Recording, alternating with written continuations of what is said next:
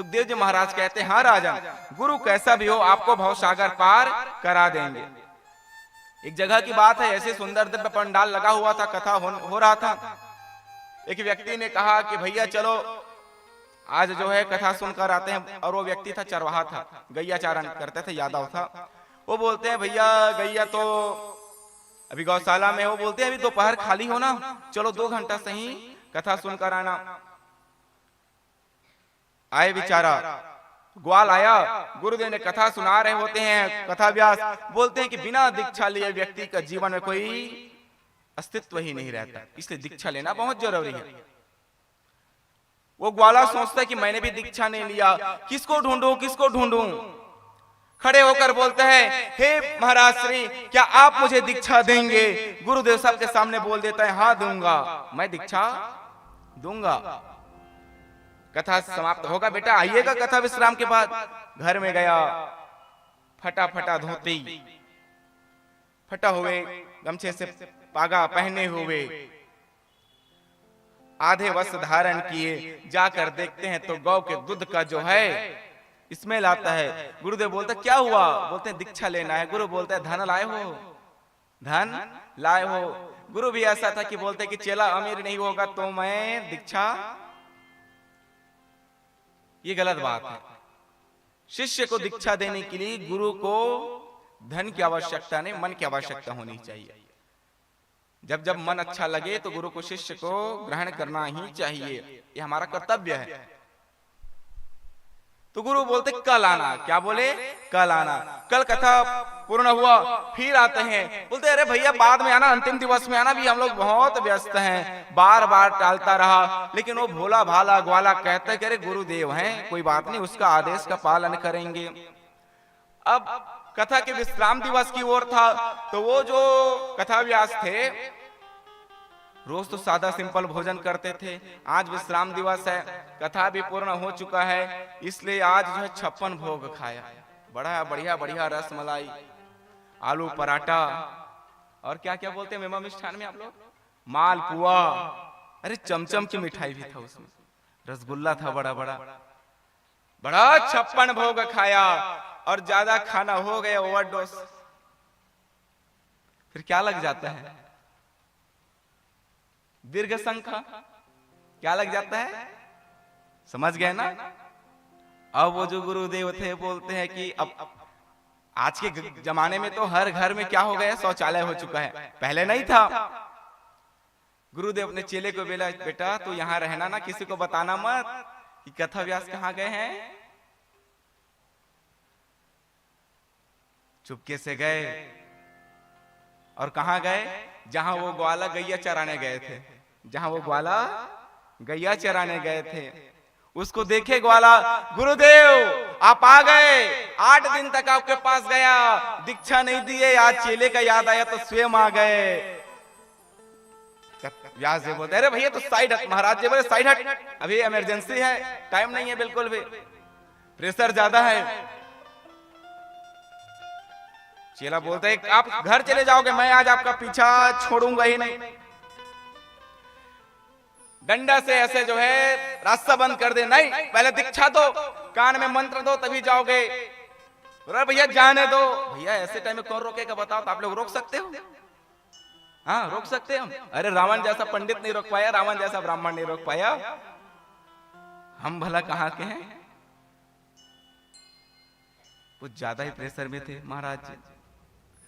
अरे भैया जान देना, जान तू चढ़ोतरी ले जा, मुझे जाने दे। अरे पैसा नहीं चाहिए, मंत्र चाहिए, जाने दे जाने दे जाने दे। बोला नहीं माने, तो अंत में जो है ब्राह्मण बोलते हैं धत गपोचंद। क्या बोले?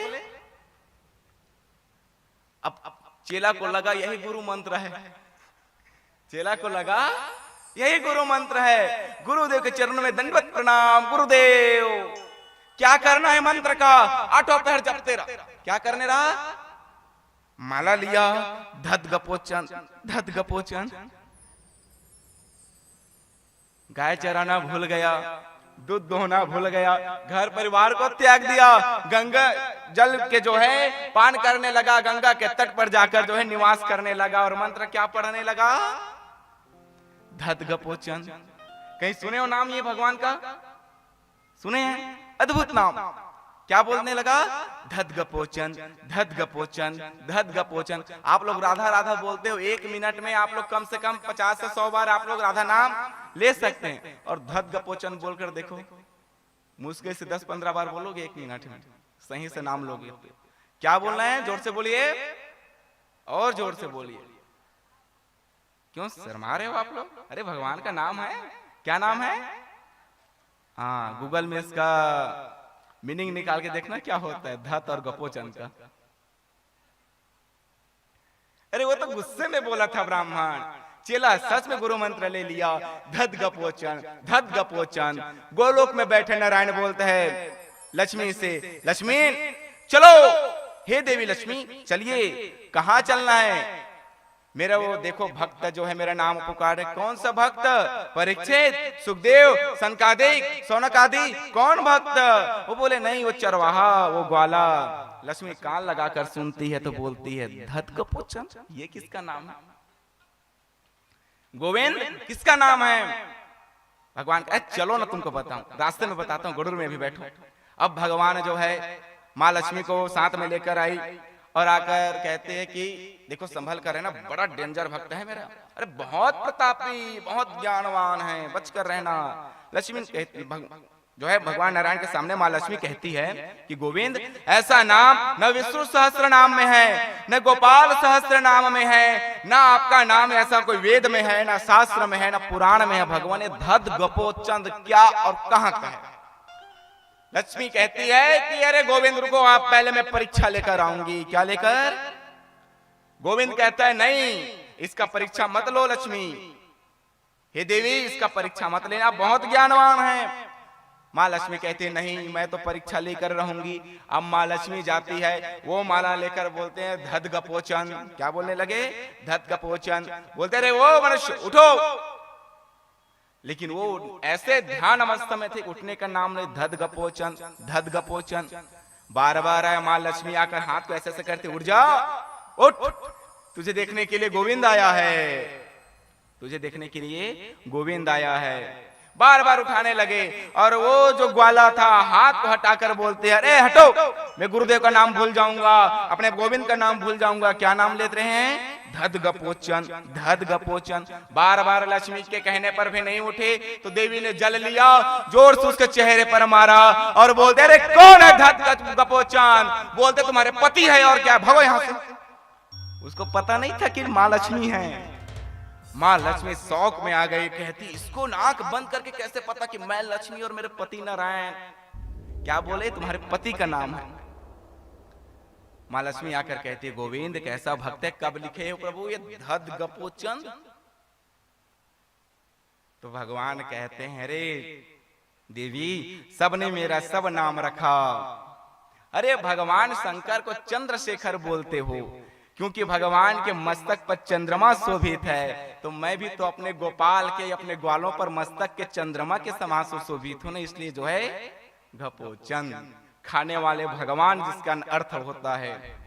गोपी लोग उसको बार बार भगाते थे, धत धत कह के जो है संस्कृत के शब्द है उसको भगाते थे। गोविंद कहता है कि ऐसा नाम आज तक किसी ने नहीं लिया, ये मेरा भक्त ने लिया, आज मैं इस पर रिझ गया।